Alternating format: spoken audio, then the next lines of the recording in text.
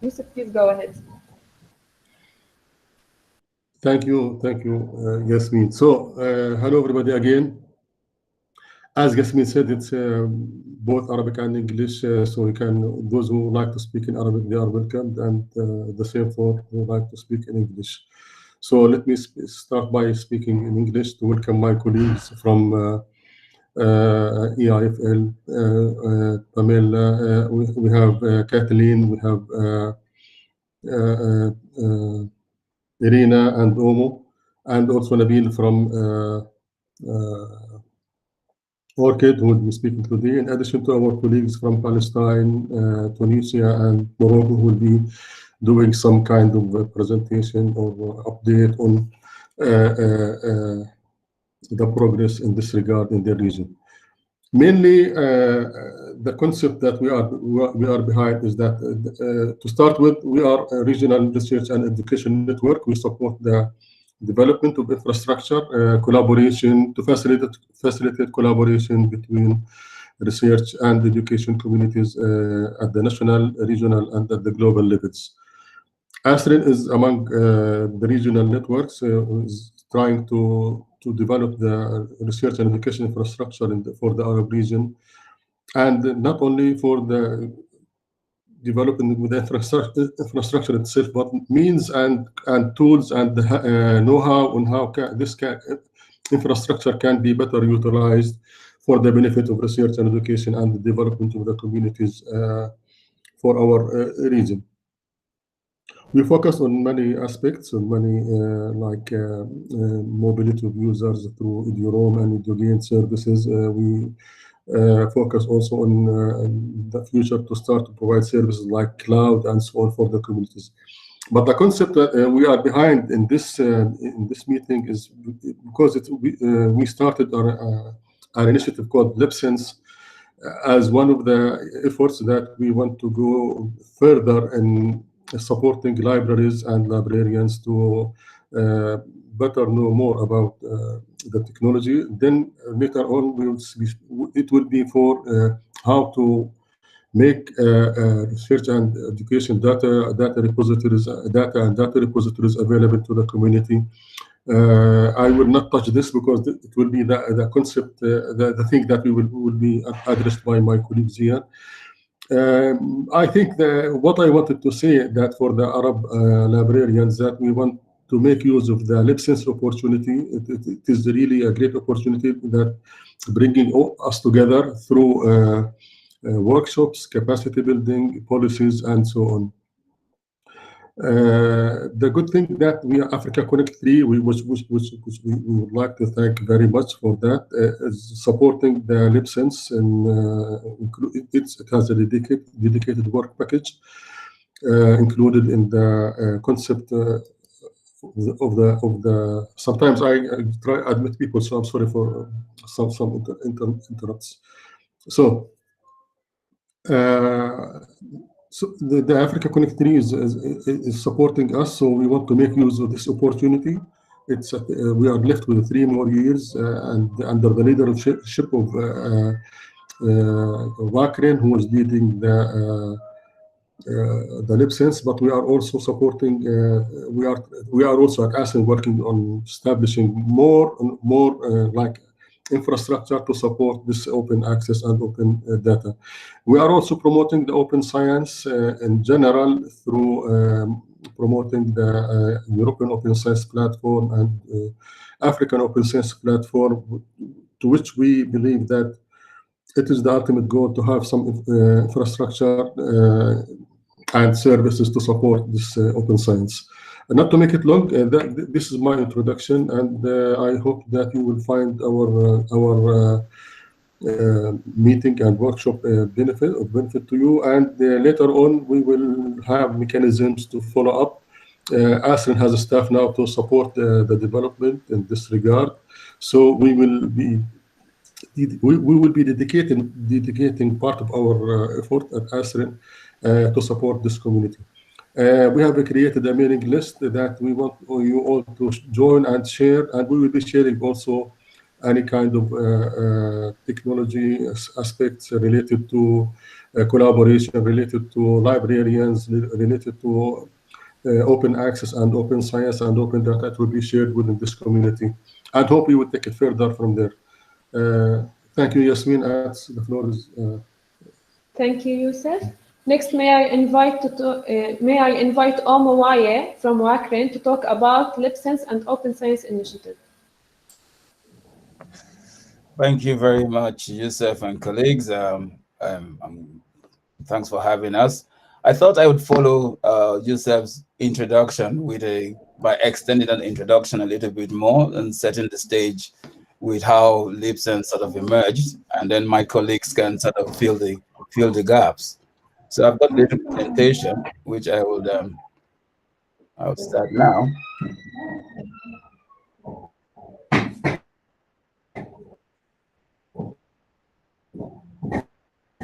So I'm not very familiar with Google Meet, so you need to tell me if you can see my screen. Can you see my presentation? There is some feedback. Right, okay. Let me see if I can get it. It's a small icon saying.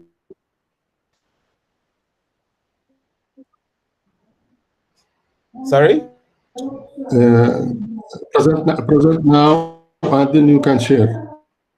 There's present now, and then it gives me the options to share my entire screen, a window, or a Chrome tab. So Yasmin, what do I do? Just present now? I say there is a button called present now. From there, you can. Okay.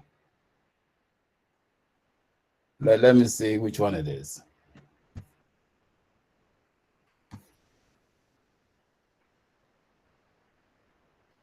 Is this good? Excellent. All right. Yes. So I just wanted to sort of introduce this first slide. So some people in the group might have seen it before. So what is LIBSENSE? So Youssef had just sort of provided an introduction. So LIBSENSE is building a community for open science in the African regions through library and NREN collaboration.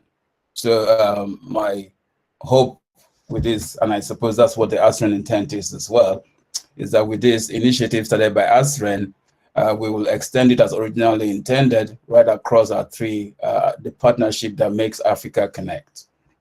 So the goals of this community is to support the cultural change required for building these open science blocks, provide technical support largely through the NREN collaboration, or the NREN aspects of the collaboration, jointly build capacity both in the library aspects and in the infrastructural aspects, and use this and leverage this community to develop value-added services. So I thought, I would situate that is my part of the presentation at the very beginning. So, colleagues in the Arab world who are looking at extending LIBSENSE can understand how we started. So the whole LIBSENSE idea was birthed by two things that happened at the end of two European projects that had WACREN and ASREN in it. So these were the SciGaia, which was focused on building infrastructure in Africa, and the Tandem project, which looked to build the capacity of WACREN to be able to get funding. At that time, ASREN is a bit further ahead in terms of its interaction with the European Union. So WACREN was just starting to get on board the Africa Connect projects. So two things happened around that time. One was that in the SciGaia project, I had a role in WACREN to monitor the uptake of infrastructure projects that were developed in SciGaia. So because of IFU's role in Africa, had established an informal collaboration with IFU, who wanted to monitor the connectivity uptake to support their members who they provided like library services to. Another thing was we had identified that librarians were essential to raise awareness and advocacy of REN services on campus. And we had this program called Institutional Focal Points, where the librarians were supposed to be these focal points. But in trying to develop that, we sort of recognized that this needed to be a more coherent activity, and it needed substantial investment in improving their information management capabilities. So after some discussions between WACREN, Ubuntu Alliance, and ASREN, we decided to launch what has become LIBSENSE in Africa Connect 2. The original focus was to improve the information capabilities of librarians. And then we brought in the University of Sheffield. Pamela's among the colleagues here, so she can respond to any questions on that, to help shape the research agenda.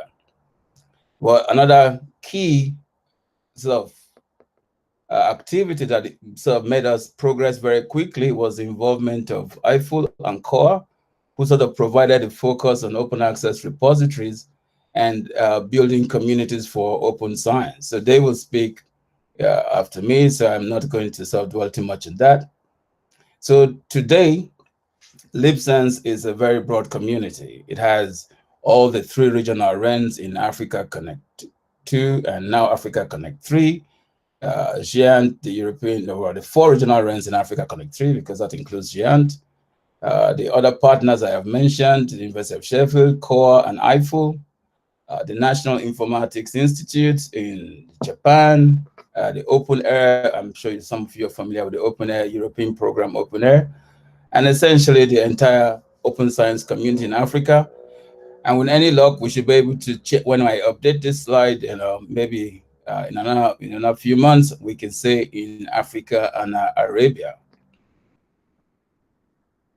So what we did at the beginning was to just have some agenda setting surveys and workshops. So Yusuf had mentioned LIBSENSE 3, which was the workshop we had in the ASREN region, but we had one in every region. So we had one in South and East Africa, focused on the Ubuntu Alliance community. We had one in Accra, focused on WACREN, and the one in Tunis was for North Africa and Arab, the region that ASREN covers. So the reports are all available on the wiki. I have the link in there. And quite a lot has happened since this point. But Irina will be speaking about some of that, so with Kathleen. So I will leave that there. But I thought I would sort of mention the plans that we have for LIBSENSE in Africa Connect 3, because these are plans shared across the 3 regional RENs. And the idea is to sort of replicate this in our different regions in our own different contexts. So there is a plan to establish a framework for open access and repository and journal development that is sustainable in Africa. In Arabia, there's quite a bit is similar, and in some parts more advanced. You'll be discussing your own context and how that works.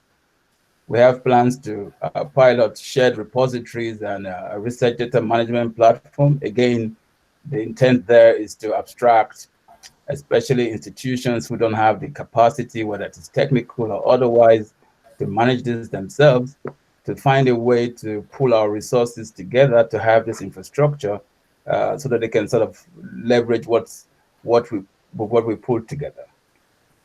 One thing we have found that there's a demand for is access to free or low-cost content providers. So we are leveraging some other NREN infrastructure we're developing in the area of user access and authentication to provide these popular content providers access to these popular content providers in a way that is more ubiquitous, so people can, when we provide these platforms that allow for single sign-on and federated identity, it allows people to use the singular password, username from their campuses to access these different providers. But there's a bit more detail at the link I have provided. So this is just about the deliverables. It's a mirror of what I've just said. But for the framework, what we have done, we've already had some workshops that are sort of to determine what the community requirements are and what kind of skills librarians need to sort of develop to support these new open science initiatives. We will be taking some of that output and having policy workshops with associations of vice chancellors and other policy makers to sort of get a holistic support for the entire initiative. So in some cases, this might include, compensation schemes to drive open access agenda within the universities. Sometimes it might involve how faculty will be assessed, but those are workshops that are in the pipeline. Hopefully, we will be comparing notes at some point in time on those things. We have what I already said. We had listed before the pilot for libraries with the identity platforms and lighthouse demonstrators. In addition, there is going to be quite a considerable amount of capacity development, but that will be informed by the feedback we get from the community. I think my 10 minutes should be more or less up. So that's where I will stop. Thank you. Thank you, Omar. And now with Irina Koshma from IFL with presentation on infrastructure, capacity building, and policies working groups.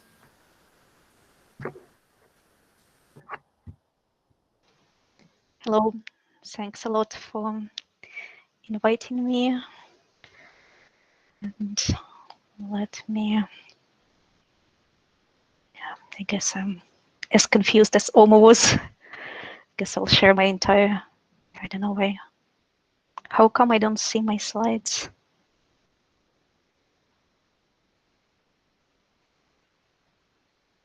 Yeah, I think it's coming, sorry. I hope you can see them now. As we mentioned already, LIBSENSE, in addition to Arabic and French-speaking groups, has 3 topical groups: open science policies, governance and leadership; infrastructure working group, looking at open access journals, repositories for publications and data, and open discovery services, and also supporting capacity building and communities of practice and training. And I would like to highlight some of the developments. We started in June, and some of you are also part of those working groups, and that's excellent. If you're not part of those working groups and would like to join, please join. It would be really good to have you. So this is an output of Open Science Policies working group that suggested a framework for open science development in Africa, principles and actions for global participation. And we did this within a process of UNESCO drafting the open science recommendations.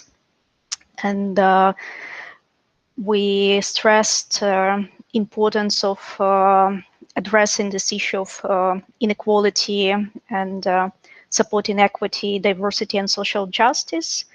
We also stress the importance of Africa-led and operated open infrastructures and importance of traditional local knowledge.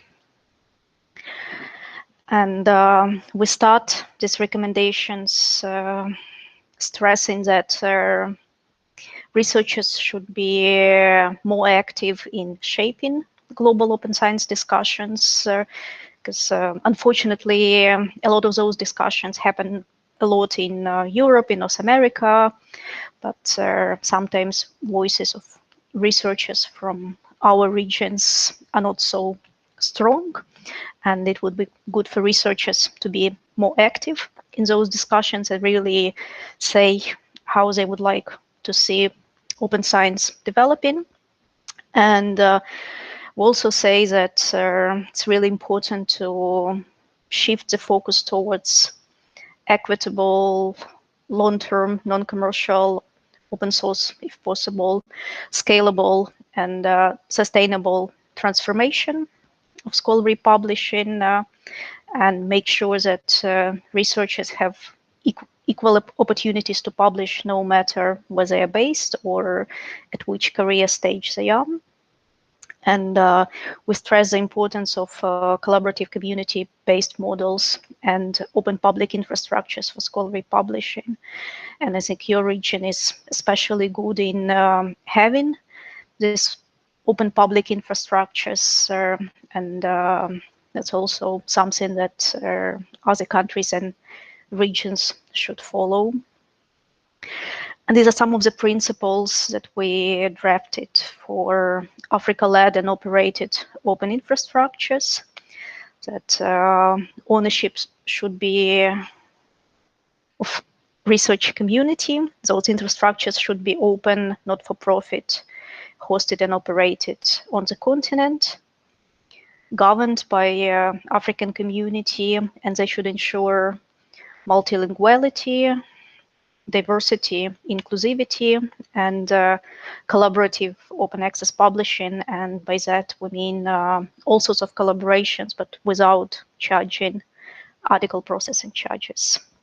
And we also stress the importance of local publishing, languages, Arabic, French, other languages, and also inclusivity of media and formats. And we suggested some actions to achieve those principles, strengthen equitable partnerships of all actors involved in scholarly communication, develop sustainable collaborative open access publishing models for African research, and also address those issues of research assessment and evaluation, and make sure that when universities, research institutes, countries assess researchers, they really evaluate their open science and research practices, and support culture of sharing, use open responsible research metrics and not just journal impact factors which are useless, and reward full diversity of research outputs, and also when this evaluation happens, and high quality research is valued regardless of language, regardless of publication channel, and not only journal publication, but also books and other outputs are considered important. Another document that this open science policies governance and leadership working group is working on is strategic framework for open science, which includes why is open science important, principles, roles and responsibilities, infrastructure and service requirements, open science policy elements, and national and institutional strategies. And thanks to those who are already involved in this work, and welcome to join. Our second infrastructure working group hosted a webinar on persistent identifiers, and we have Gabi with us today and Nabil, who presented and also coordinated this work from ORCID side, and we also have covered DOIs and RORs, registry of organizations. And if you're interested in hearing more about persistent identifiers, you can check slides and recording of this webinar. And after this webinar, we set up a page on LIBSENSE Wiki that collects implementation use cases of persistent identifiers. And again, thanks to Gabi, who provided a lot of examples on ORCID. And we also have one example from Crossref plugin for JS. And for ORCID, I'd like to stress a software that King Abdullah University of Science and Technology developed for DSpace 5 and 6 to make it easy to integrate with ORCID. And that's the first link on the slide. And I'll also add a link to the chat when I finish. On Monday, in 2 weeks, we will host a webinar on repository interoperability and harvesting. And it will be moderated by this working group co-chairs. And we already have 2 speakers from Tanzania, South Africa. We hope to have our colleagues from Ethiopia as well.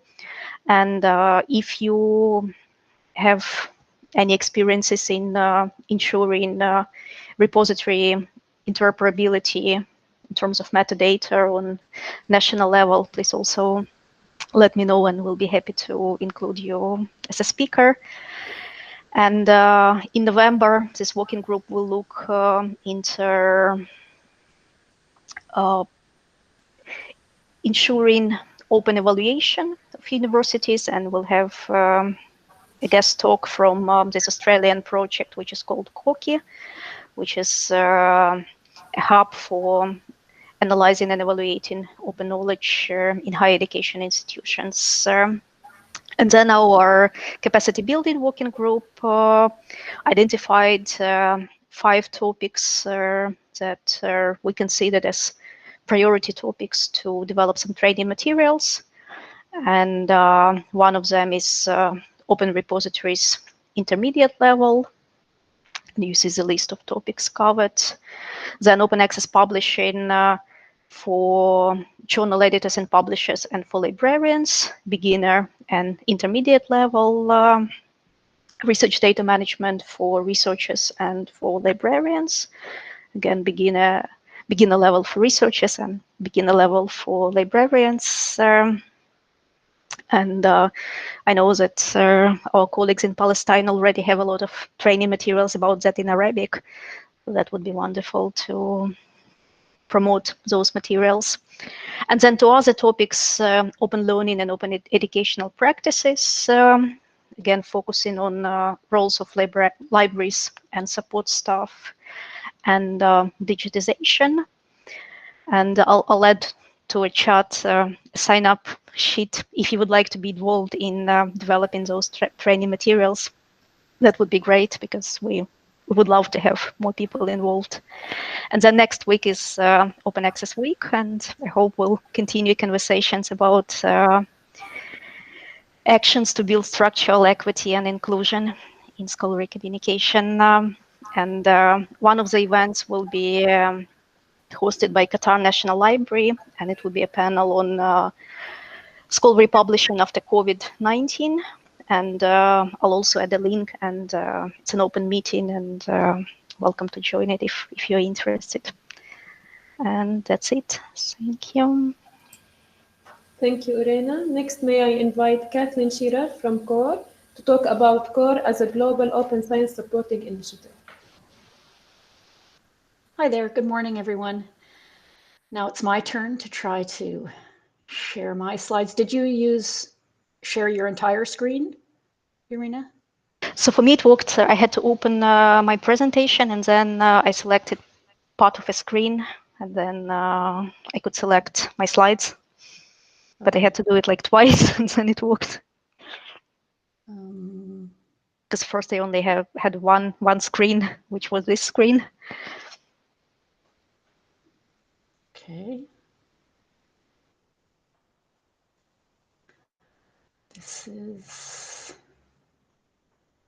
Can you see it? Yes, please. Go. Great.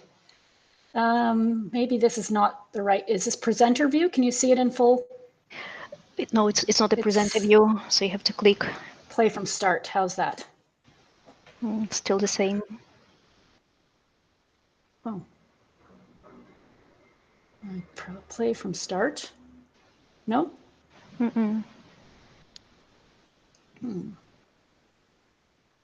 But maybe it's okay because you don't have too much text on your slides.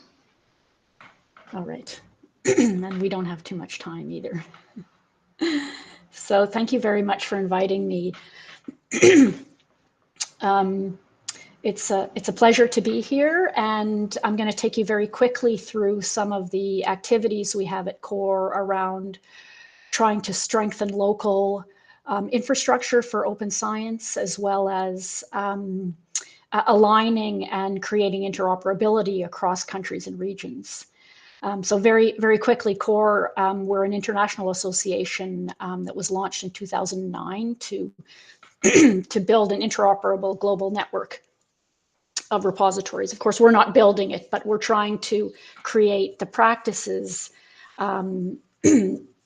needed, the practices and standards needed to ensure global interoperability. And I'm based in Canada, Montreal, Canada, but the offices of CORE are based in Europe, in Germany and Portugal. And currently we have over 150 members and partners from 5 continents. You can see the map there. And I think underlying everything we do is really our vision to position repositories as the foundation for a distributed, globally networked infrastructure for open scholarship. So we're really about transitioning to an environment of open scholarship and the role of repositories around doing that. Sorry, so here Kathleen? are some of, yes. Your slides are not moving, at least from my end, not about the others. Can anybody see the slides are moving? Sorry. I see only what the if I do it? Yeah, now I do it in it's this. moving. Now it's okay. Now it's okay. Okay. So here's the About CORE slide. And here are just a few of our activities. Of course, you can go and visit our website to find more information about all the things we are doing. I think very important for us to understand, and we all kind of know this, but research is a global enterprise. You can see the NRENs are connected from around the world, from different regions around the world in order to support international exchange of research.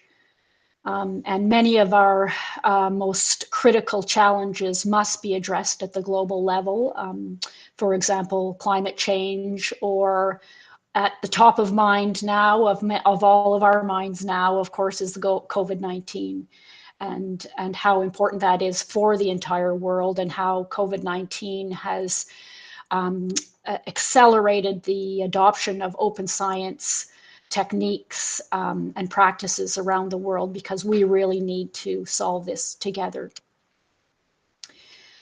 But on the other hand, research is also very local, and this was something that Irina alluded to in that submission to you, the African submission to UNESCO, the LIBSENSE submission, because there are different priorities, research priorities, different issues of importance also in different countries.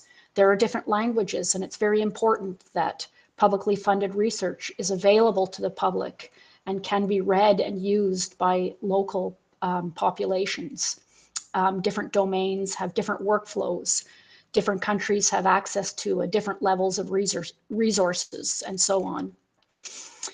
And so from CORE's perspective, we feel it's very, very important that we have a diversity in services and platforms, and a distributed services in order to support these different priorities and different needs in different countries and regions. So the challenge that we're really looking at is how can we balance both the local and the global at the same time? And so the way we have approached this at CORE is to try to really support the development of localized infrastructures, encourage the adoption of community governance for those infrastructures and services, and nurture local communities of practice. And that's why we are so happy to be involved with the LIBSENSE project, which is doing exactly that. And then on the other hand, At the global level, again, we need to ensure that we're not building these regional silos of infrastructures. They need to be locally centered and governed, but they also need to be interoperable with other countries and other regions. So the work we're doing around that is to try to harmonize metadata across different regions, because of course the metadata is the glue that kind of connects everything together. Encourage data sharing. So if we're collecting metadata from repositories in one country, we can encourage that that country shares their metadata with other countries. And this also ensures that if something happens to those local services, there are copies of the metadata elsewhere. The co-development or co-design of technologies and services across regions, and recently we've been discussing a possible collaboration between ASREN and Latin America, for example. Knowledge sharing across regions and common behaviors and functionalities, in particular regarding repositories. And so CORE has been working on all of these to advance all of these areas to support global interoperability. I mentioned at the beginning, CORE has about 150 members and partners, but our reach is much farther than that because we engage with repository networks. So our members tend to be universities, funders,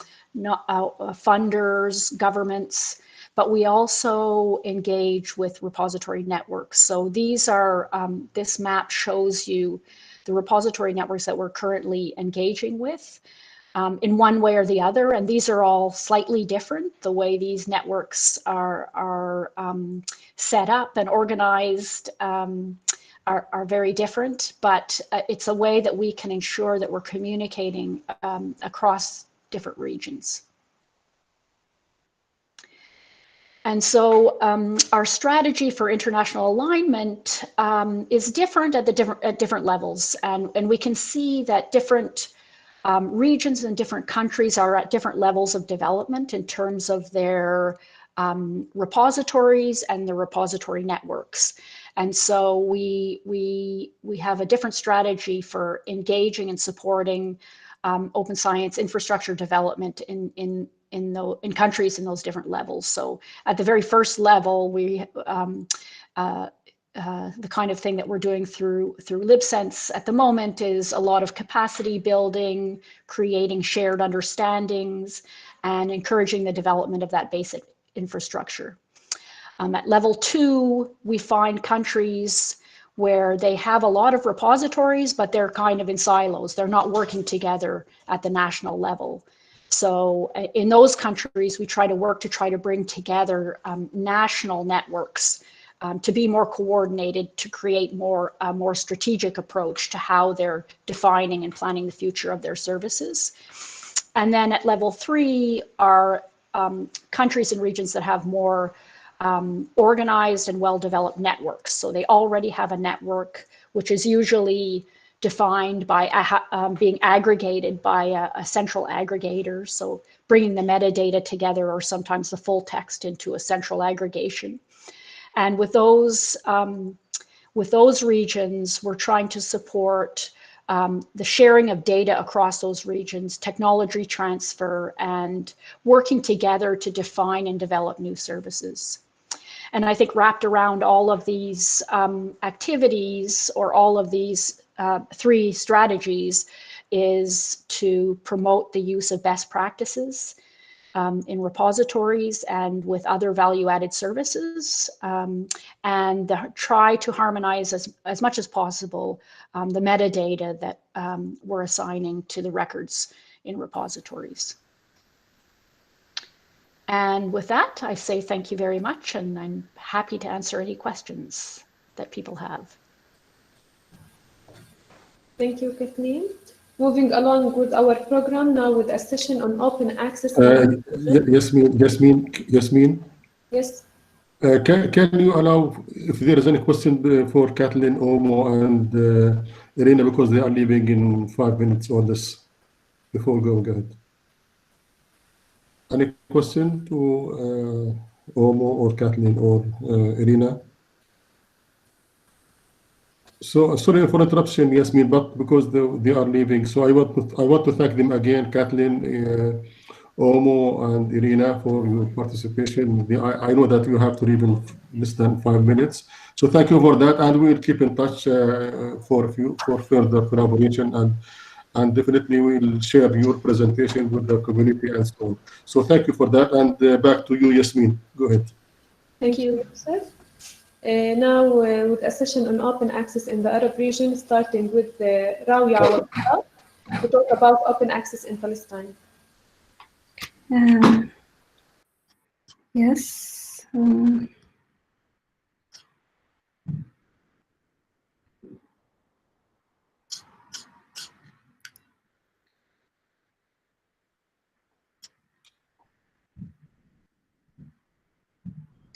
Hello, can you see my screen? Yes.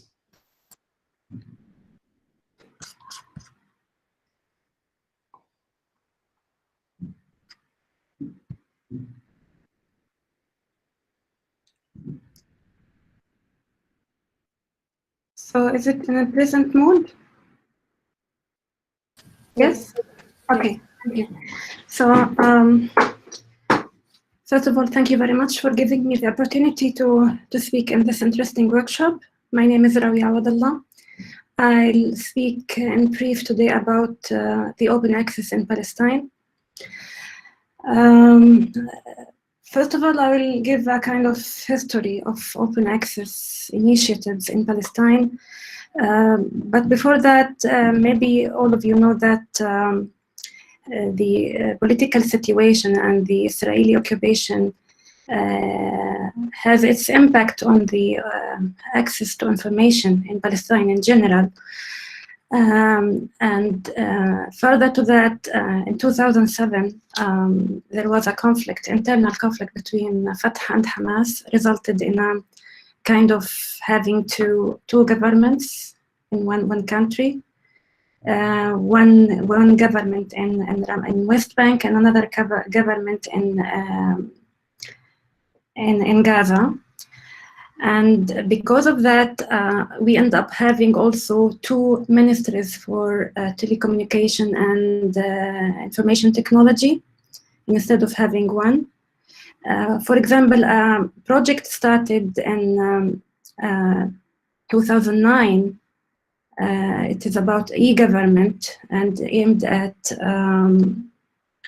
improving the internal connectivity between the governmental institutions in Palestine, and showing a kind of open governmental data practice. But unfortunately, this project went into unstable state because of the internal conflict between the two governments in West Bank and Gaza.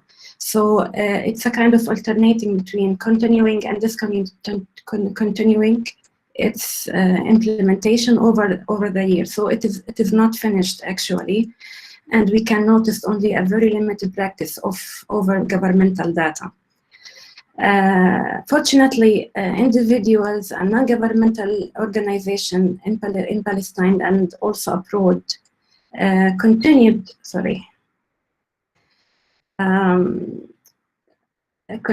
the efforts of promoting open access in Palestine. For example, the first National Open Access Awareness Raising Workshop was organized by IFIL in 2009, and these efforts continued in 2015, again through a series of raising awareness workshops.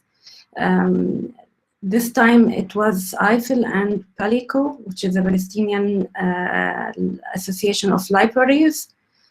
I think Diana is heading this Association of Libraries in Palestine, and they did really a good job and really great efforts in promoting open access in Palestine. Also, there was a project about adopting open access educational resources. It is a project funded by the European Commission through Erasmus Plus program. It is called OpenMed, and it was between 2015 and 2018. This was also followed by another project, which I'm going to talk about today in brief, which is called ROMOR. ROMOR aimed at raising awareness of open access institutional repository and building capacity in building these repositories in Palestine. It was a collaboration between 4 Palestinian partners and 4 Palestinian European universities, and also IFL was included in this project. I'll talk briefly about it soon. And then there is an ongoing project currently running in Palestine called Palestinian Library Platform. And it aims at building a kind of national library in Palestine.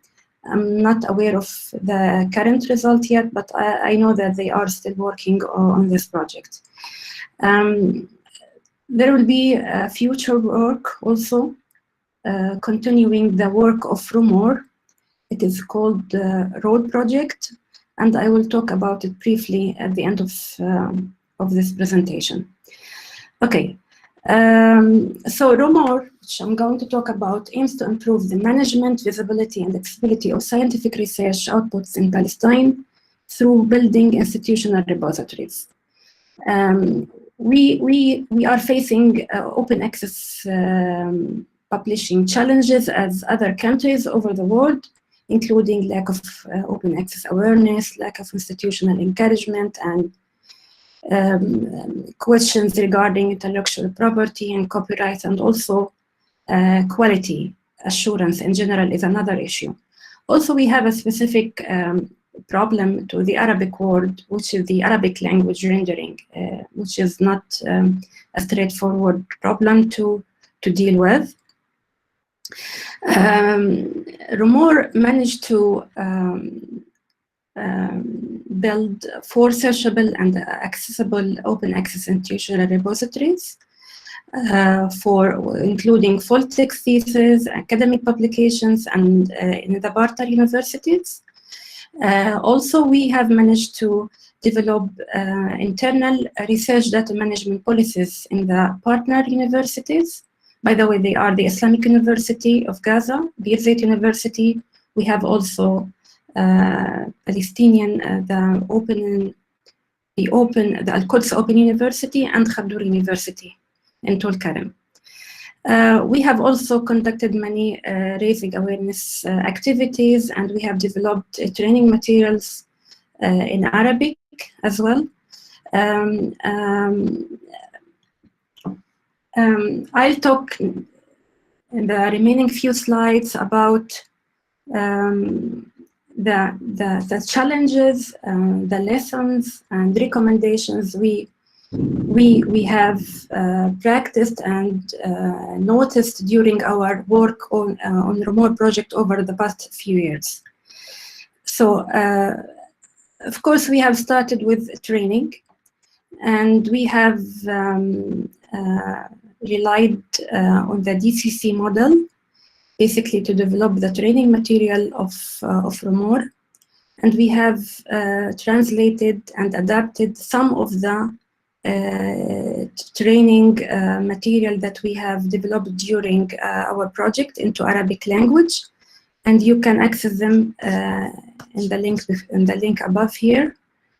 We don't unfortunately have time to show them, but you can go over them later. Then after the training, we went into, we have built a kind of working groups, and we have asked the working groups to work on the business model canvas. And I would like to highlight here that we have noted that it is important to keep the number of potential value proposition to its minimum, and to make sure that those who will be providing the resources for carrying out activities can see the value of doing this. And this is very important because, by the way, the working groups are drawn from different stakeholders, including the librarians, the research support staff, the researchers, the students, and the IT center people. But internally they were discussing the values, but later on they will carry these values and will go to the administration in their universities to convince them. So it is important to be able to show them the value out of this.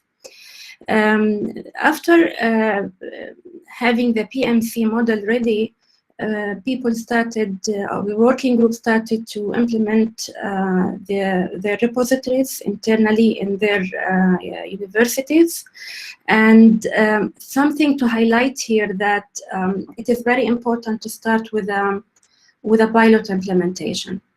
So this is how we did it. So we have an initial pilot of the repositories, and it was just a very small pilot, and we have taken this pilot to the administration of the university, and we have asked them to see the importance of having such a repository in our university. And without this pilot, it will be difficult at that time. It would have been difficult at that time to convince them of the value of building such a repository in the university. So this is something that I would like to highlight. To start with a small scope, with a small pilot before you try to contact the administration in your university. Also, setting up the open access institutional repositories in Palestine went naturally through a number of steps, including, for example, setting the DSpace platforms. We have also defined the metadata catalogs. We have customized the interface so that able to deal with both Arabic and English. And we populated the repository, and I would like to mention our efforts here. It was also difficult to start with an empty repository. So when you go for the research and ask them to populate the repository, it will be very encouraging for them to start with an empty data. So we have decided to do a kind of batch import efforts and to harvest data from Google Scholar, for example, and other library systems, and populate the repository automatically. So researchers now can see some of their data there available on the repository, so they have the minimum amount of work left for them to do. Okay, also we have done a lot of work on completing missing metadata. So we have relied on the existing library for extracting metadata from existing PDF files for the English language.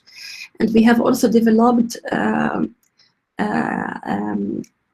code for extracting metadata from Arabic text, from Arabic PDF documents.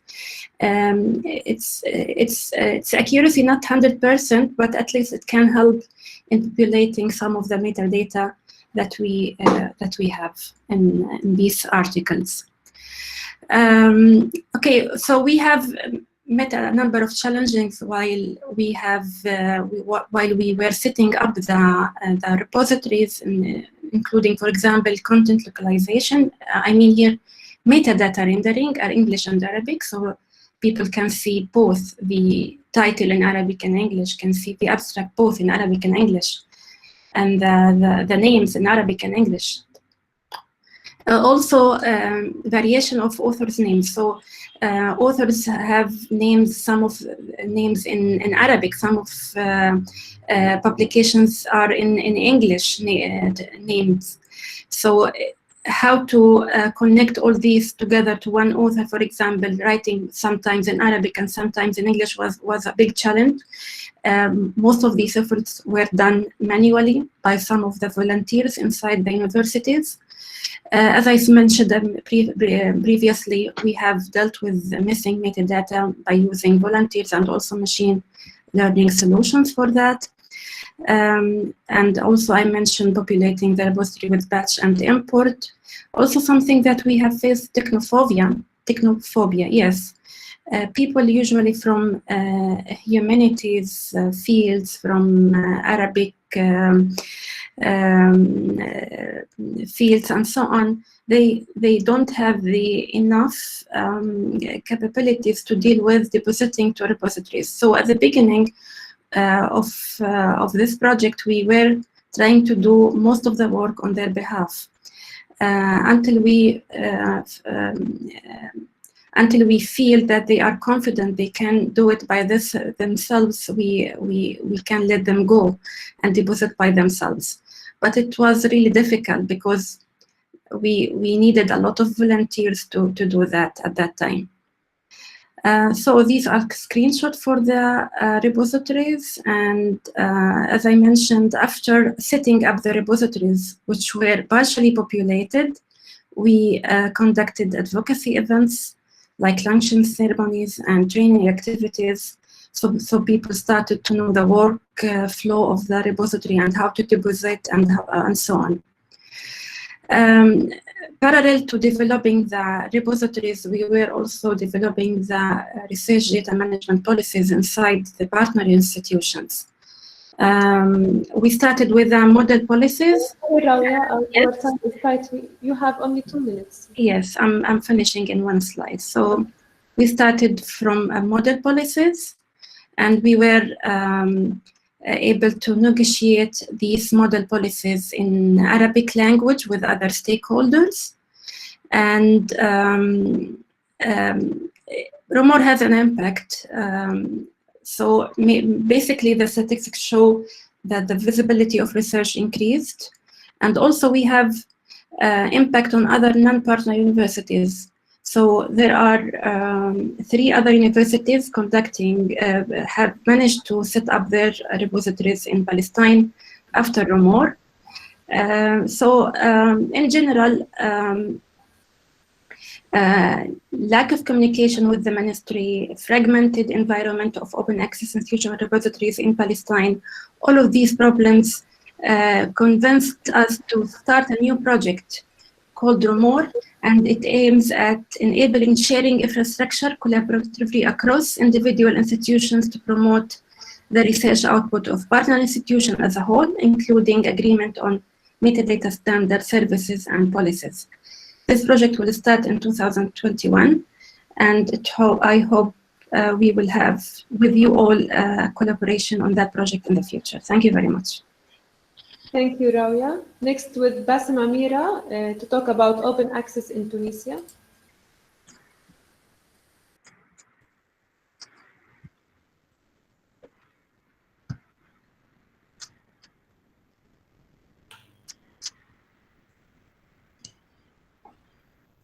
Rawia, can you stop sharing your screen?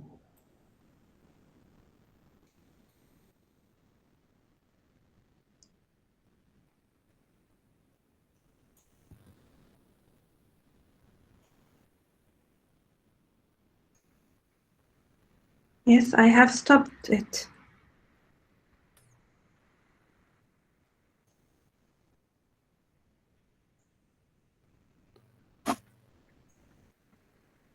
Stopped? Thank you, Rawia.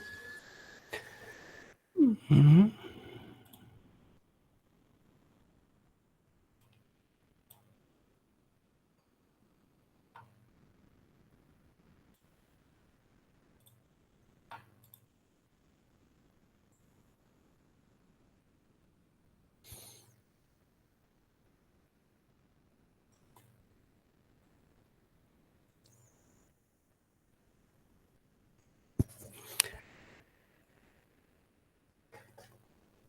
Thank you for your invitation. I will try to speak in English to share our experience, local experience with non-Arabic speaker language. So I'm Bassem Amira, IT manager in Knuts, Tunisia. So I will try to begin with to speak our experience in open access advocacy. So since 2011, we continue to make effort on open access advocacy by organizing events like annually study day called JELA, and holding international conference every 2 years. The last one is the third edition held in Morocco. So in addition of yearly celebrating Open Access Week. This is a result of collaboration and the fruit of a working group initiated by our center with the higher institution, the higher institute of the documentation. And over time, the community has grown to include other partners. So collaborative projects such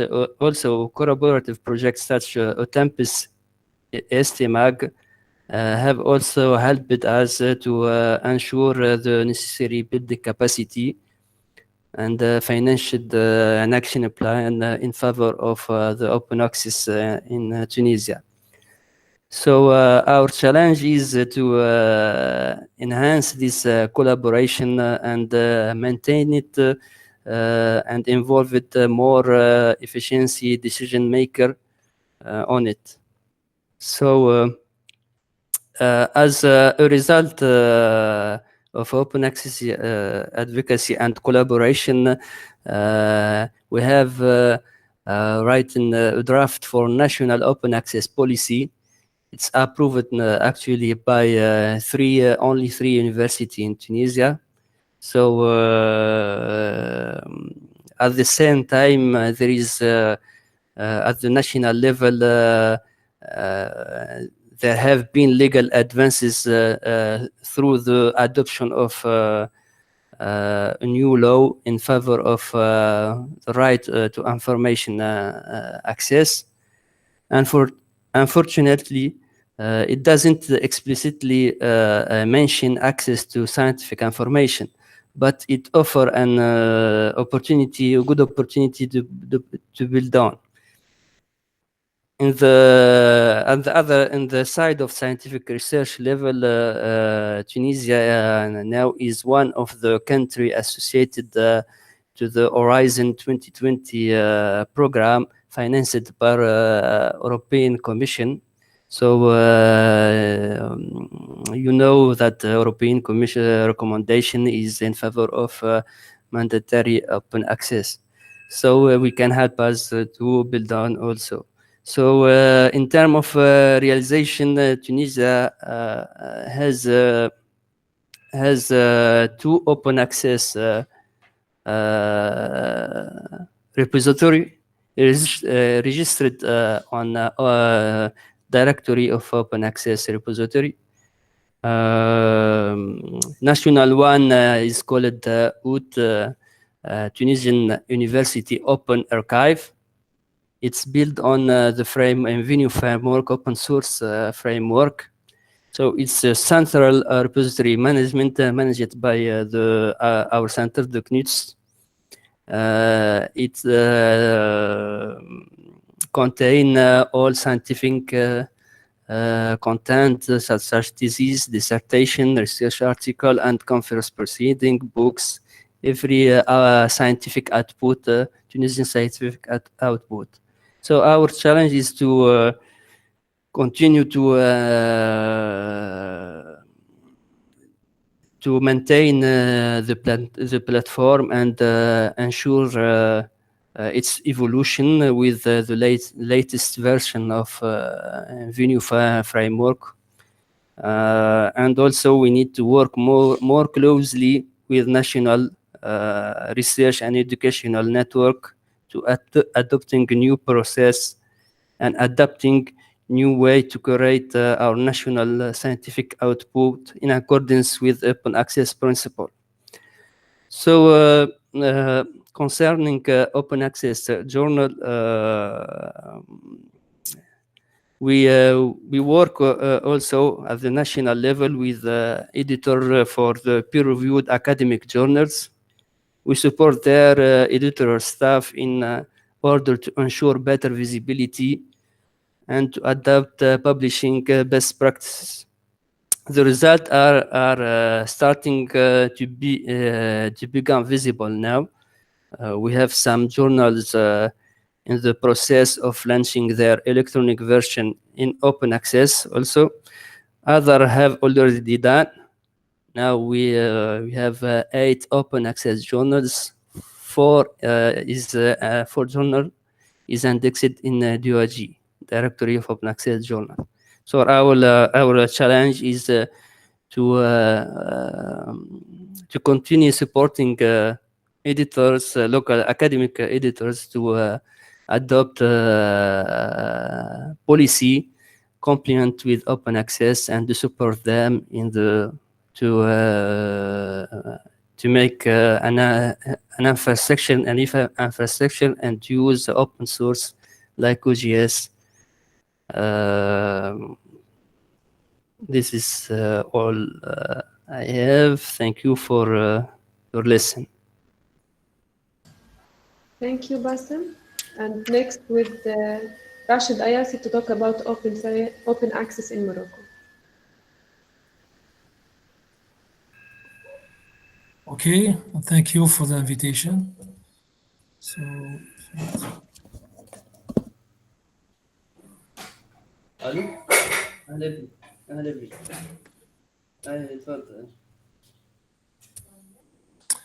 is it okay?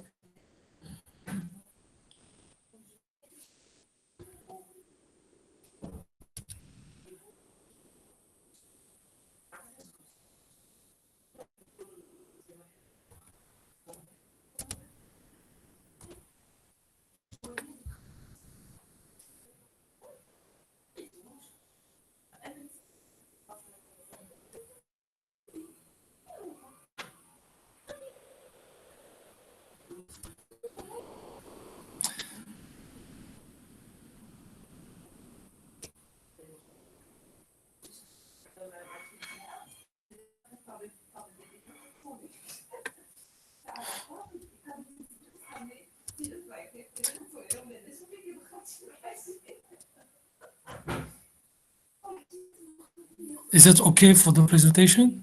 Yes, yes. Please go ahead. So thank you for this opportunity, and it's a pleasure to take part of this important webinar to present open access at EMIST. Is it okay for the sound? Yes. So what is EMIST? EMIST is the Moroccan Institute of Scientific and Technical Information, and is a public institution affiliated to CNRST, which is a National Center for Scientific and Technical Research in Morocco. So the main mission of EMIST is Sorry, to make... the presentation is not, the slides is not moving. So can you move it manually? I don't know why.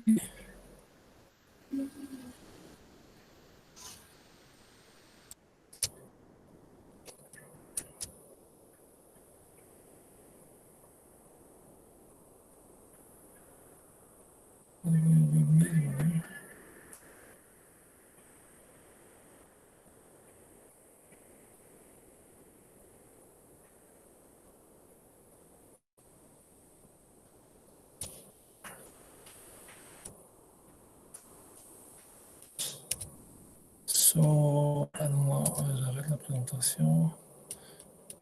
So,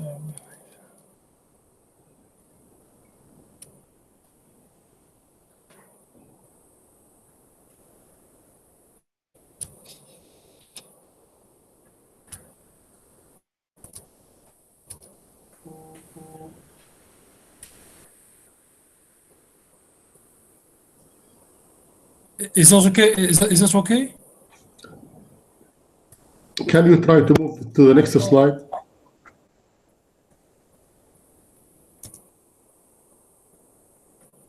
We can only see the first slide so far. So I don't know why. Now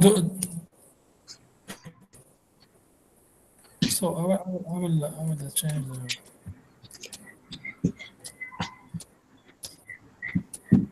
change the presentation. As presentation.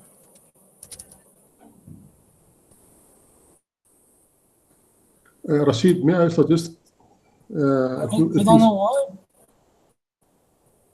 I don't know why.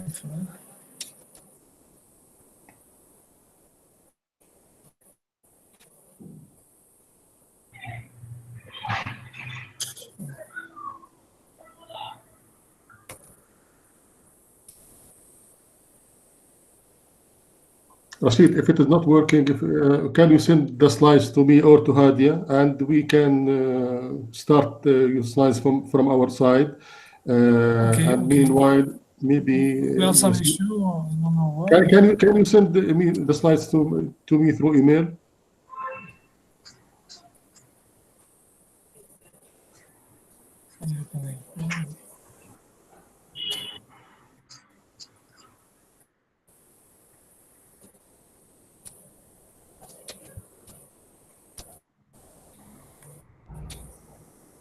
I have some issue. Okay, Rashid, do you hear me? Rashid?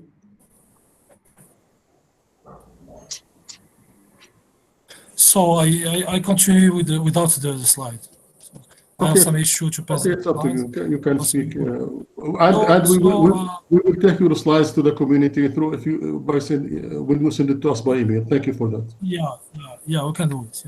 As I say, the Moroccan Institute of Scientific and Technical Information, IMIS, is a public institution affiliated to CNRST, which is National Center for Scientific and Technical Research at Morocco.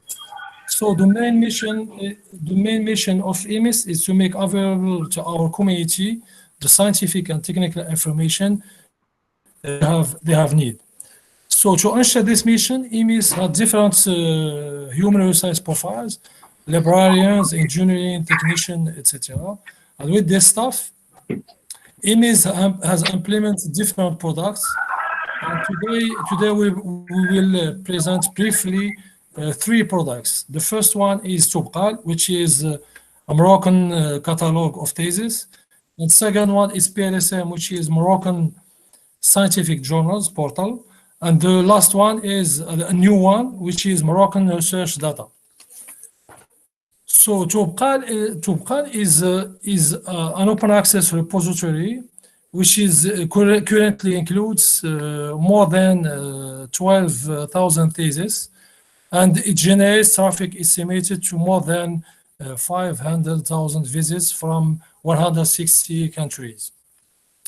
The portal allows multi-criteria research and give access to more than 1,500 full-text theses. So the second product is PLSM, which is Moroccan Scientific Journal portal.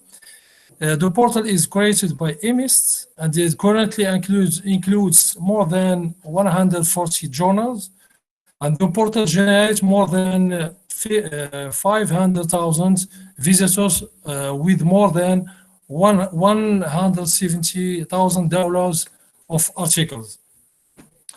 The portals allow multi-criteria search and gives access to more than 9,000 articles in access. Regarding the services provided in this project, the project provided around this portal are, for example, hosting journals. We provide statistics. And as you know, IMIS is now a data site member, and we provide DOEs for all the articles hosted in the portal. We offer also plagiarism prevention tool, and also we assist our editors for indexing journals in international databases. And the last one is archiving and backupping data. So regarding PLSM journal indexing, the portal currently has 5 journal indexed in Scopus and 26 journals indexed in DOIG and 1 journal indexing in Web of Science. So the last product is a new one, is a new portal that we plan to launch this year, which is Moroccan research data. Moroccan research data is a portal dedicated for archiving and dissemination of research data produced within universities and research institutions in Morocco. So it will contain different type of data, text files, tabular file, digital image, digital videos, etc.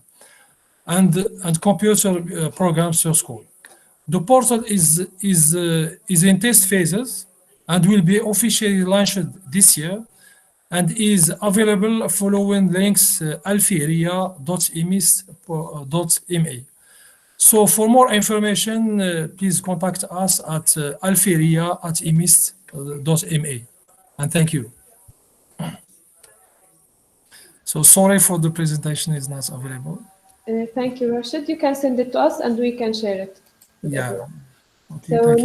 next, may I invite Nabil Kasibi from ORCID with a presentation on the importance of PIDs for researchers and institutions.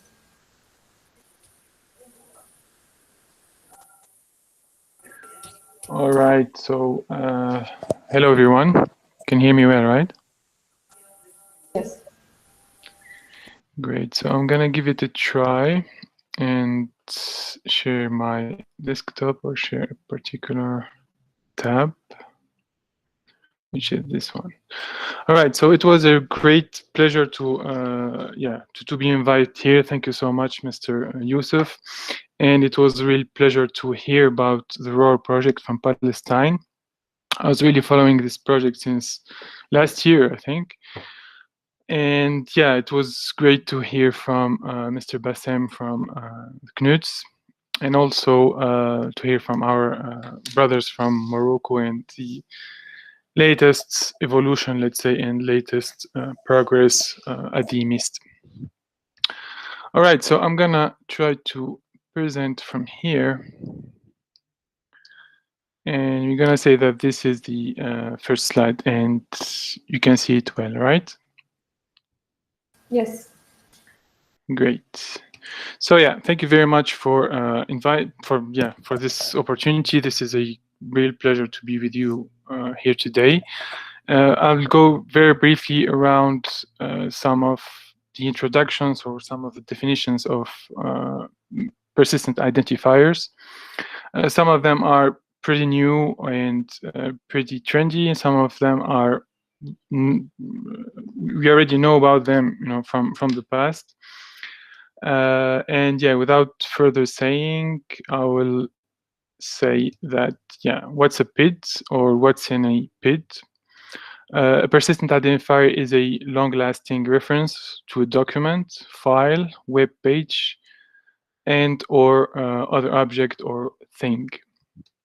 As you can see here, there's plenty of logos, and this is, I think, like maybe 50% of all the DOIs that exists actually. So to start with, why PIDs and why persistent identifiers?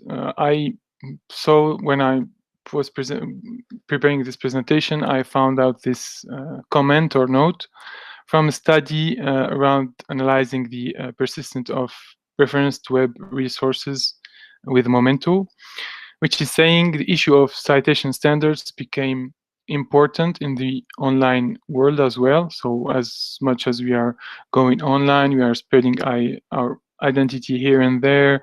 We are putting our works, contributions, and efforts, and at some platforms that that are requesting too much information from our side, and where we cannot see some kind of transparency, let's say. So this is very diverse in terms of submitting works, in terms of linking contributions across the web. But then studies have shown that within a few years of being cited, a significant percentage of web addresses go dead, which is logic, because if you do not have something to link with that web resources, then it will disappear and perish as soon as we forget about it.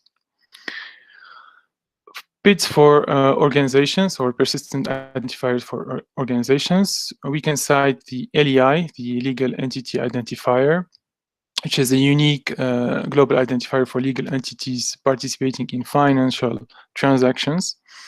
We have also GRID, which is the Global Research Identifier Database, and it's a research database or research identifier database built from scratch under a CC1 license. Then you do have the organizational identifier version of ISNI, which is Ringgold. And Ringgold is the registration agency for ISNI, and the Ringgold database include cross-worked ISNI organization identifiers. So it's linking, both databases are feeding each other. Then why PIDs for organizations? Why persistent identifiers for organizations? I have this example from Jamiat al-Qarawiyyin in Morocco, in Fez, Morocco. And if I just type in Arabic Jamiat al-Qarawiyyin in Google, I will see that the first result will show me this writing of the university, which is with Q, A, and double Y. While just in front of this research, I can find that there is a different writing of the university, which is with K and OU and one unique Y and I. So it's really complete different writing, right? So if I'm looking for this university in not a relevant writing manner, I'll be lost. So when I put this research in Ringgold, for example, in the search engine of Ringgold, I can find that there is a unique University of Al-Qarawiyyin, which is in Morocco, Northern Africa, and city is Fez, and which is having this unique Ringgold identifier, right? And this unique ISNI identifier, which is allowing a lot of things, you know, which is allowing to identify this university in systems, which is also allowing to have to disambiguate the name of this university, and at the end, which is helping or pushing or enhancing the visibility of the university, because it's all starting with the name. If the name is written correctly, spelled correctly, and referenced correctly, then I don't see any reason why this institution is not discoverable. Then PIDs for contributors and persistent identifier for contributors, and I found this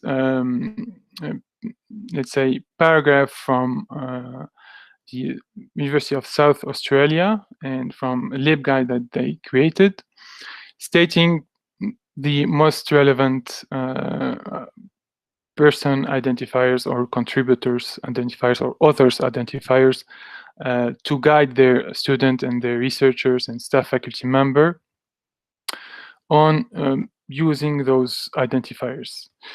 Of course, nowadays the most used one is the ORCID ID. So the researcher ID is now part of Web of Science Clarivate, which is a for-profit side of the person identifier field. So on the non-profit side, we do have ORCID, which is now holding almost 10 million ORCID IDs. And then to show that, yes, so because this is a community effort and that was a community need, we really had this exponential use or exponential adoption of ORCID throughout the last years. Then why PIDs for contributors? I have this recent tweet that I found, which is very funny. from a researcher, I think, or professor, asking about who is WAD. And the thing is that, yeah, so this is a complete and full publication, or maybe a manuscript or work, but the author name is not there. And as you can see here, the publication is from 1913. So this is really showing that nowadays, and showing that this problem is existed from that era until nowadays, right? And this is still an existing challenge, let's say, to disambiguate names. And also, we have this famous article where we had a tweet about it, where a researcher asked another researcher, I'm the 38th author on that paper, and that the second researcher said, good, that's good. But then the first researcher replied saying that I'm the 38th author called Wang, right? So this is really a challenge and a big issue for big articles where you can find this naming ambiguity, let's say. Then for PIDs for contributions, this is really important and very relevant. So persistent identifiers for contributions, including objects, things, or everything, or every, let's say, data or work that will be digitalized or published through the web or put online. So as the online, or as an example of online PIDs, we do have the digital object identifier, and we do have the archive ID. For magazines, let's say, and books, we do have the ISSN, the well-known ISSN, and the well-known ISBN. So just to generalize this and to get back to the source of it, so this is basically based on a handle system, handle, which is the persistent identifier in computing language. And as you can see here, a simple metadata description when put through an URL and linked to a handle or associated with a handle can have an output of an electronic resource with sound, visual, or audio, which is representing complete, let's say, work linked to the metadata description. So this handle ID will always be included or linked or associated with this metadata description. And there is a couple of, let's say, DOI registration agencies. In publishing, we do have Crossref. In other works, we do have DataCite. So yeah, basically this is, in general, what is linking DataCite, Crossref, and the DOIs that they are generating.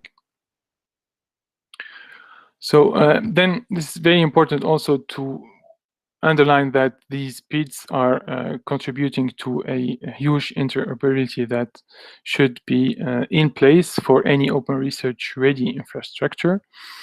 And again, another tweet from a researcher saying or complaining about the difficulties to submit in a journal, which should be very easy because yeah, if there is any technical challenges or if there is any setbacks, then it can really affect the research cycle and maybe the progress of the research for that researcher.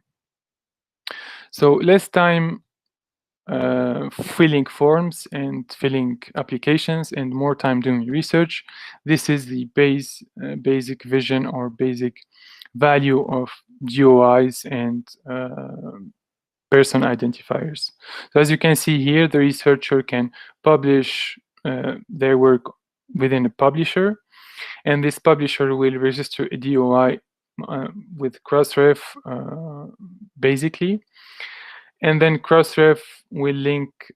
Of course, this researcher will publish this work using their ORCID ID, and then the Crossref will publish this work on the ORCID record of this researcher, and using a DOI we can retrieve and synchronize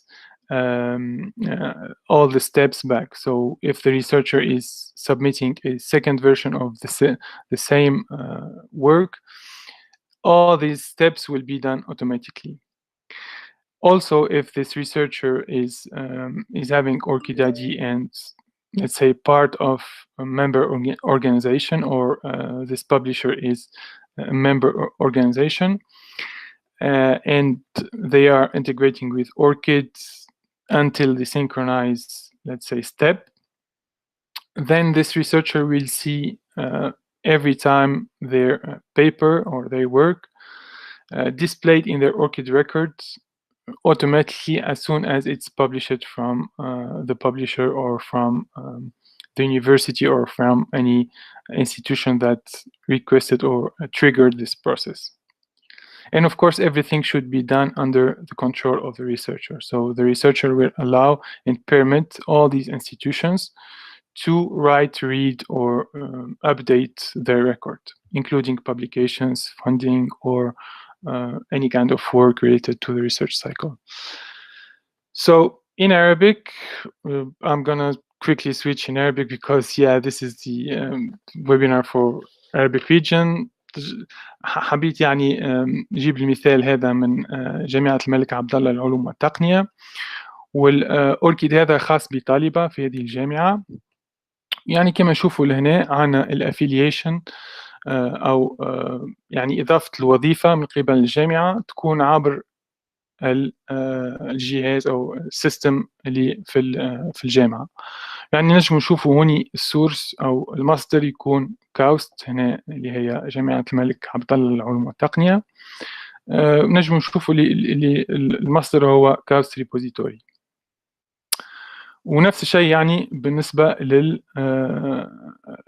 للافيليشن أو الديبارتمنت، يعني إذا تنقل الطالب من مرحلة ماستر لمرحلة دكتوراه، يعني كل شيء نجم يتقايد على الأوركيد ريكورد. يعني مهم جدا نشوفوا أنه السجل المؤسسي بالمكتبة، يعني في مكتبة الملك عبد الله، هو يستعمل دي سبيس. وأيضا نجم نشوفوا يعني كيفاش تم إضافة الأعمال البحثية عبر المؤسسة هنا يعني بواسطة هاندل، يعني اللي حكينا عليه بكري شوية. وعنا هنا نشوفوا زاد المصدر نفسه هو كاوست، وهنا تم عملية إضافة يعني منشورات أو مخطوطات أو يعني أي أعمال بحثية تخص هذه الطالبة. وهنا مثال صغير يعني باش نجموا ننشروا عمل بصفة مجانية، ويمكن معناها إضافة هذا المعرف الكائني معرف كائن رقمي للعمل متاعنا اللي هو يعني DOI أو Digital Object Identifier. يعني إذا نحب ننشر عمل ما قبل الطباعة في أفريكا أركايف مثلا، نضيف الأوركيد الخاص بي، بما أنه أفريكا أركايف وزينودو يعني شركاء أو بارتنرز، وزينودو تطلب يعني ال DOI من قبل داتا سايت، يمكن عندي أن يكون عندي DOI للعمل متاعي مجاني يعني عبر هذه الطريقة. وإذا كان يعني هذه نعمل أي تغيير في هذا العمل، سوف معناها نشوف هذا التغيير على السجل الأوركيد متاعي يعني في بضع لحظات. يعني هذا نجم نقولوا هذه طريقة سهلة لنشر أي عمل لخص يعني ما قبل الطباعة ومجانية، ويعني نجم تكون عندها associated with DOI يعني. Back to English. So what are the drivers, let's say, for these persistent identifiers? ORCID, for example, and a couple of other universities started a project in 2014, which is called TOR, which is the Technical and Human Infrastructure for Open Research, and which is also funded by the Horizon 2020, and which is also traced the basic, let's say, use and basic guidelines on to use persistent identifiers. TOR is linked to FREIA, which is also part of the Horizon 2020 European funded project. We also had ODIN, which is the ORCID and Data Site Interoperability Network, which also helped a lot in, let's say, unlocking some technical challenges for some, let's say, institutions that are willing to integrate with ORCID and use DataCite at the same time, and trying to put in place this kind of interoperability. Then we do also have PDAPalooza, which is an annual gathering where all these, persistent identifiers enthusiasts or folks like ORCIDs, DataCite, Crossref, or ROMOR, now the new organizational identifier, are here and gathered in this event to share best practices and share use cases. Yeah. So, and this year, this event is free, so anyone can join. Please don't hesitate to join for this one. Usually it's paid, but thanks to Corona, this year it's free. Yeah, I know I'm over time, but I just have 2 slides. So this one is regarding the ORCID presence in worldwide, and as you can see here, in green we do have consortia. So as you can see, we do have consortia in these countries, and there is a lack of this, let's say, collaboration model in this region. So how to get involved?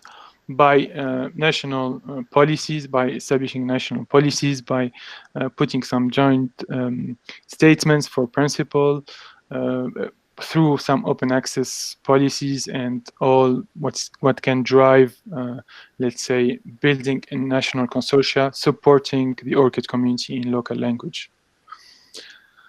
Well, shukran, and thank you very much, and sorry for being over time. Thank you, Nabil. And now we conclude the workshop with Raed Zabi, talking about academic libraries' future role in open access era. Thank you, Yasmin.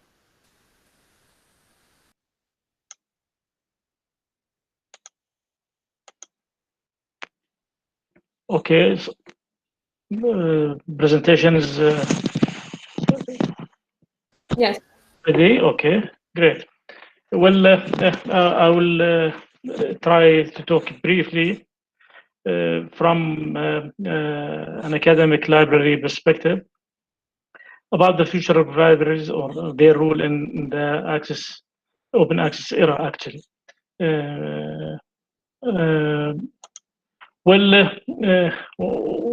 Simply what we mean by libraries, when we are talking about libraries, we usually will talk as a collection of resources, whether the library is academic library, public library, national library.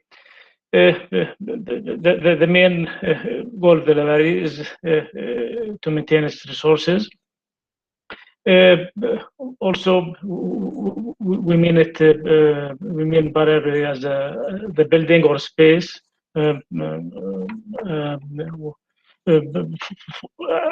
for the current time. Actually, for academic libraries in particular, when talking about libraries, the space itself is very important. I mean, for accreditation purposes, to avail the space and the equipments to get accredited for either national or international programs. Also, the library function, that's the organization of its own information when it's come to resources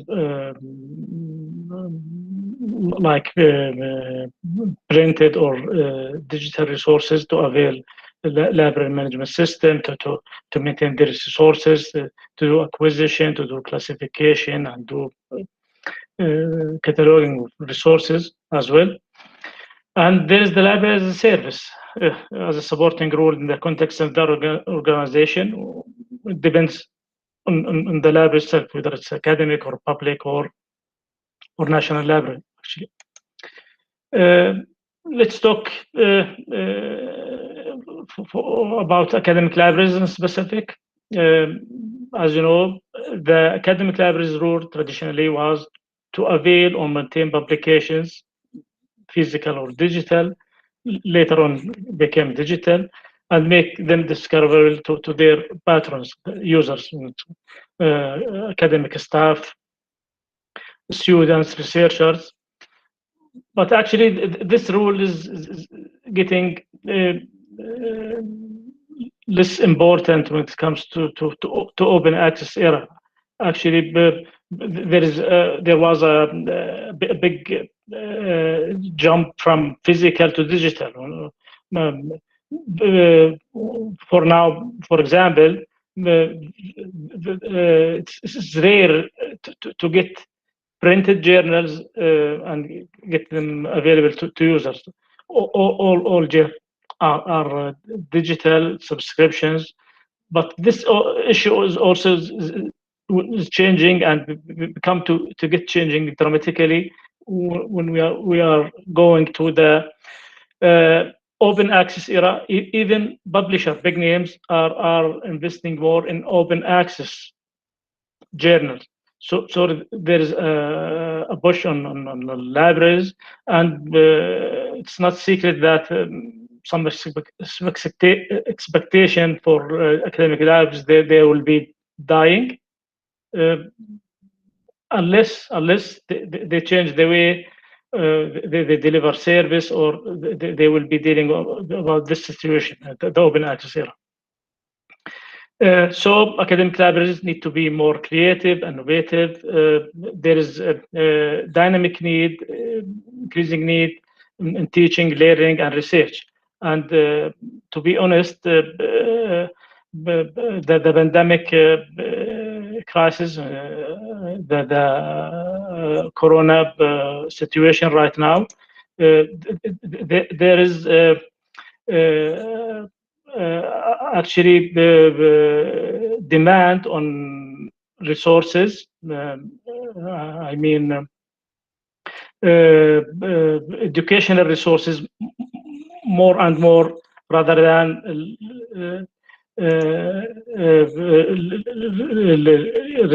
scholarly resources, journals, and books. Maybe the focus need to be about libraries to be as information gateways in the digital age. I mean, gateways, it need to be bidirectional. Actually, it comes to getting access to data or information from publishers or other institutions, and to make your own information or data available to other users worldwide. Let's talk about academic library approaches, how they can be aligned with their institution. Actually, there is the service provider approach, where you can deliver services like maybe plagiarism detection tools like grammar detection or grammar correction, support activities, conduct sessions about authoring, about publishing, be more into support of research, support of institution goals of for ranking worldwide. the partner approach, libraries, academic libraries need to work close with their partners, the Institute of Scientific Research, for example, the Centers of Academic Development, who's in charge about university ranking, and of course for other organizations worldwide. Also, libraries need not to wait and be only as interactive. They need to be more innovative, focus on new areas. Maybe one part of to adopt the resistant identifier system of their own institution. Focus on the strategy level of their institution, and try to contribute in better way. For the trends that will affect or really start to affect academic libraries, actually they are a kind of nexus of different trends when it comes to working together. There's the datafied scholarship, where focus is not only on publication, as traditionally has been. It's focus on large data sets, digital artifacts, involving more in open and network and algorithmically-driven systems. Other nexus may be the connected learning, where learning is moving more and more into technology-enabled flexible learning, focusing on open educational resources, maybe, or in tools and platforms to avail these resources to students and users.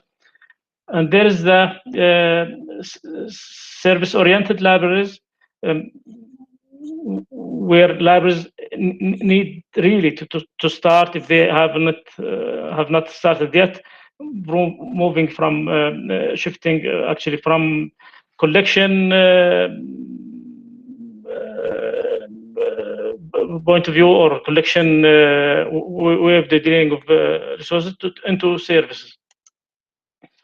To talk more about datafied scholarship, actually this is a combination of various trends, including open access, open science, and text and data mining, artificial intelligence and machine learning, Internet of Things, digital humanities, and academic social networking services. And I'm sure academic libraries can be there and be innovative, actually. For the current time, as you know, academic libraries maybe have been already in many countries have been already involved in some of these aspects in promoting open access, and actually there is a big demand on open access. Even authors and the institution itself, there is a desire to get publication, their own publication on open access, which means more citation and more ranking. Libraries can help and do a lot in setting up publishing services as an infrastructure, as awareness, as capacity building as well. Can also work on developing research data management policies, and for sure for running the institutional repositories. My last slide, this data has been taken from the Shimago journals ranking list, and shows the growth of open access. As you know, Shimago journals ranking list, they do ranking services for countries and journals as well, and their data is built on Scopus data. As you can see, in 1999, only 6% of the most prestigious journals were open access. In 2009, this became 10% of the total number of their ranking list. And in 2019, the number is 20%, and it's expected to be more and more. Thank you very much, and I try to be as fast as I can. Thank you, Raed. Thank you very much for all presenters for their informative and interesting talk. And now we leave some room for any question.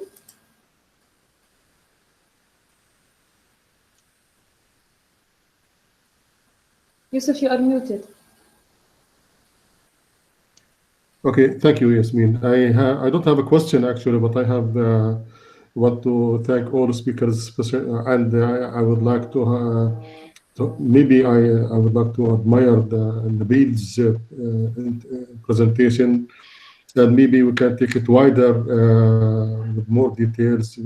I think I would like to to coordinate with Nabil and see if we can have a webinar on this specific topic sometime soon, if that's possible. Thank you. Okay, no questions. Okay, ladies and gentlemen, finally we come to the end of our program. We would like to say thanks again to all presenters for their informative and interesting talk, and thanks to the audience for your active participation. I hope you enjoyed our program today, and we look forward to your participation in future events. Thank you all. Thank you. شكرا everyone. Thank you. Thanks, Anis. Thank you.